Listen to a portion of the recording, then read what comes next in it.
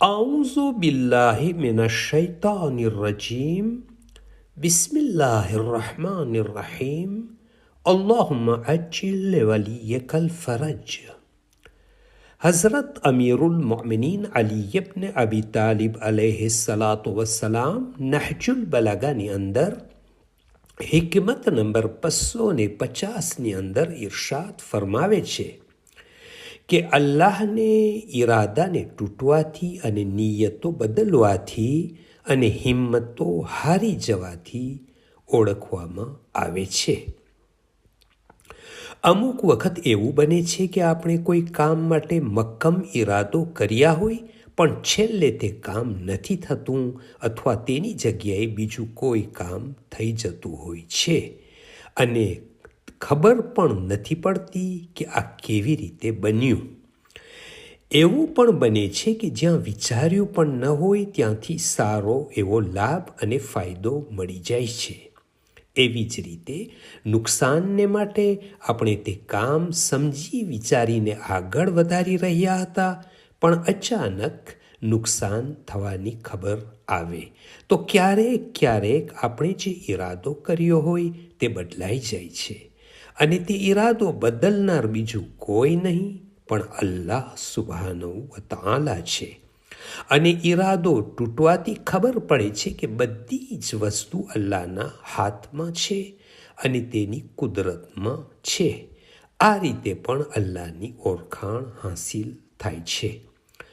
ઇમામ અલૈહિસ્સલામ અહીંયા અલ્લાહની ઓળખાણની રીત બયાન ફરમાવે છે.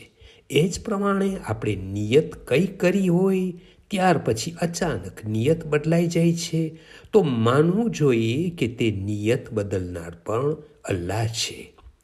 અને એવું પણ બને છે કે હિંમતથી કામ કરી રહ્યા હોય અને અચાનક હિંમત હારી જતા હોઈએ છીએ.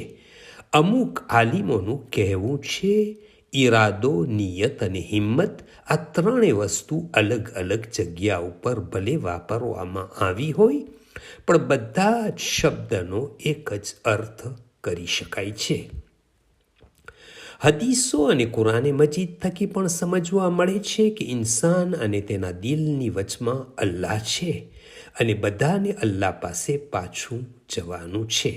અંતમાં ઇમામ મુહમ્મદ બાકિર અલૈહિસ્સલાતુ વસ્સલામ પોતાની એક હદીસમાં ફરમાવે છે, મારા જદ ઇમામ અલી અલૈહિસ્સલામ પાસે એક માણસ આવે છે અને પૂછે છે કે તમે કેવી રીતે અલ્લાહને ઓળખ્યા? ત્યારે ઇમામે ફરમાવ્યું, મેં ખુદાને કામ તૂટવાથી અને મારા ઈરાદા બદલવાથી ઓળખ્યો છું. અને ક્યારેક એવું બન્યું કે મેં એક કામ કરવાનું વિચાર્યું અને તે ન થયું એટલે હું સમજી ગયો કે કુદરત અલ્લાહના જ હાથમાં છે. અલ્લાહની મારિફત માટે કોઈ મોટી ફિલોસોફીની જરૂરત નથી. જો આપણી જિંદગીમાં અને ચારે તરફ નજર કરશું તો દરેક વસ્તુમાં ખુદાની ઓળખાણની નિશાનીઓ જોવામાં આવશે. اللهم صل على محمد وآل محمد وعجل فرجهم. From Fountain of Ahlul Bayt alayhim السلام.